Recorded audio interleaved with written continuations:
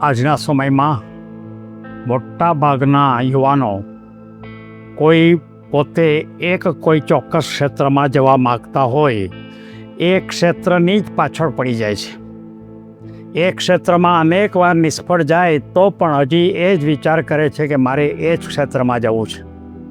પણ મારે એવા યુવાનોને કહેવું છે કે તમે જો કોઈ 2-4 વખત કોઈ એક ક્ષેત્રમાં તમે નિષ્ફળ જાઓ તો તમારે તમારી દિશા બદલવી પડે.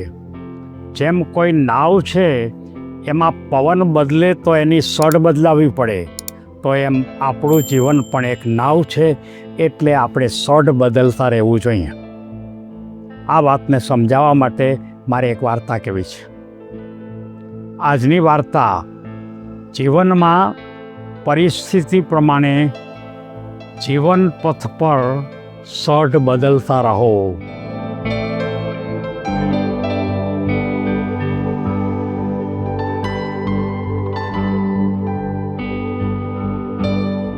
કોઈ એક ગામની અંદર મુકેશ નામનો યુવાન અભ્યાસ પૂરો કર્યો, પણ એના મનમાં એક જ પ્રશ્ન હતો કે મારે સરકારી નોકરી જ કરવી છે. સરકારી નોકરી નાની હોય કે મોટી, મારે એની સાથે સંબંધ નથી, મારે સરકારી નોકરી જ કરવી છે. અને એ સરકારી નોકરી માટે એ જુદી જુદી પરીક્ષા વારંવાર આપી રાખે. કોઈ વખત પોલીસની પરીક્ષા આપે, કોઈ વાર કોઈ અન્ય પ્રકારની નાની પરીક્ષા, કોઈ ક્લાર્કની પરીક્ષા આપે, કોઈ અન્ય જુદી જુદી પરીક્ષાઓ એ આપતો જ રહીએ, પણ એક પણ પરીક્ષામાં એ પાસ ન થાય. ઘણી પરીક્ષા આપી, એના મનમાં થયું કે હું કેમ પાસ થતો નથી.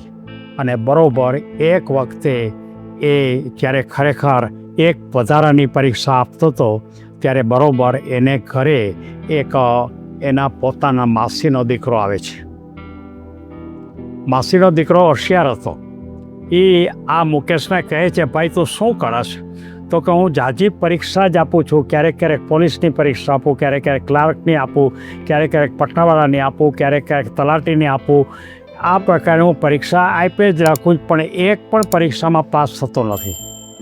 ત્યારે એના માસીના દીકરાએ એમ કીધું કે તને જ્યારે ખરેખર સફળતા મળતી ન હોય તો એનો અર્થ એ થયો કે તારે દિશા બદલવી જોઈએ. અને જો તું દિશા બદલ તો તું ચોક્કસપણે આગળ નીકળી જા.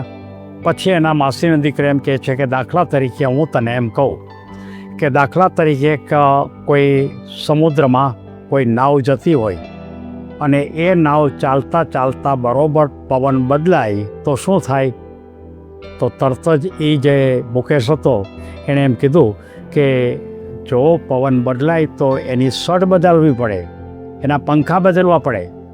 ત્યારે એમ કીધું કે જો સડના પંખા કે સડ ન બદલે તો કે તો એ ખરેખર નાવ ચાલે નહીં આગળ. તો ત્યારે એના માસીના દીકરા હતા એમ કહે છે કે ભાઈ મારે પણ તને એમ કહેવું છે કે તારી દિશા તારે બદલવી પડે. તમને આ નોકરી કરવા માટેની ભૂમિકા તારા માટે યોગ્ય નથી. તે ખૂબ પ્રયત્ન કર્યો, એટલે હવે તું દિશા બદલ. તો કે હું શું બદલાવું? તો કે તારા મનમાં બીજી કોઈ વસ્તુ કોઈ એવી ખરી કે જે તને ગમે છે? તો કે હા, મને એક ટેકનોલોજી ઉપર બહુ રસ છે એ છે. તો કે એમ કર, ટેકનોલોજીની તાલીમ લે 4-6 મહિના. એટલે એણે ખાસ કરીને ઇલેક્ટ્રોનિક્સના સંબંધની અંદર કેવી રીતે નાના નાના રમકડા બનાવવા એ પ્રકારની એણે 6 મહિના માટેની તાલીમ લીધી. અને એ તાલીમ લીધા પછી એણે ખરેખર પોતે રમકડા બનાવવા માટેનો પોતે બિઝનેસ શરૂ કર્યો. અને એ બિઝનેસ સફળ કર્યો, એટલે બિઝનેસમાં એ સફળ પણ થયો. અને ધીમે ધીમે ધીમે ધીમે એ બહુ મોટા સ્ટોર પણ નાખ્યો અને જીવનમાં એક સિદ્ધિની ટોચ ઉપર પહોંચ્યો. મિત્રો, મારે તમને સૌને કહેવાનું છે કે તમે કોઈ એક જ જગ્યા ઉપર તમે વારંવાર જો પ્રયત્ન કરતા જ રહેશો તો એનો અર્થ એ થયો કે તમારે માટે પવન અનુકૂળ નથી. તમારે માટે પવન અનુકૂળ નથી, માટે સડ બદલવી પડે. સડ બદલવી એટલે રસ્તો બદલવો. અને એ રસ્તો તમે બદલી અને ફરીવાર જો તમે આગળ વધો તો ખાતરીપૂર્વક એમ કહેવામાં આવે છે કે આ મુકુંદની જેમ તમે પણ સફળ થઈ જાઓ, એમાં કોઈ શંકા જ નથી. પરિસ્થિતિ પ્રમાણે જો આપણને બદલતા ના આવડે તો જીવનમાં આપણી પોતાની શક્તિનો વ્યય થાય છે. એક જ રસ્તા પર અડગ રહેવું એનાથી હંમેશા સફળતા જ મળે એવું હોતું નથી. સમય પ્રમાણે તમારે દિશા બદલવી જ પડે. એકનો એક માણસ હોય છતાં પણ એ એકની એક દિશામાં જવાને બદલે એને દિશા બદલવી પડે. પરિસ્થિતિ બદલાય તો સમય બદલવો જ પડે. અને અનુભવશીલ વ્યક્તિ હંમેશા દિશા બદલે એ નક્કી કરવાનું કામ ઝડપી કરે છે. જીવન પણ એક નાવ છે અને પવન પ્રમાણે તમે એ જીવન નાવની પણ શટ બદલવી પડે. યોગ્ય સમયે જો નિર્ણય લઈ રહો તો તમારી શક્તિનો વ્યય થતો રહેશે. અને બદલાવનો સ્વીકાર એ જીવનની અંદર સૌથી અગત્યનો ગુણ છે.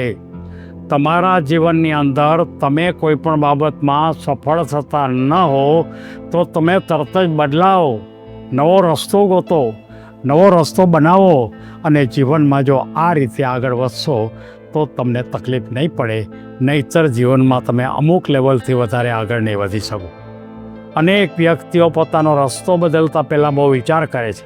વિચાર નહીં કરો, તરત જ જૂનો રસ્તો છોડી દો, નવા રસ્તા ઉપર જાઓ. અલબત્ત 2-4 વાર પ્રયત્ન કરવો જોઈએ, પણ તમે સફળ ન થાઓ તો માત્ર એક જ રસ્તો બદલો. સૌને ધન્યવાદ.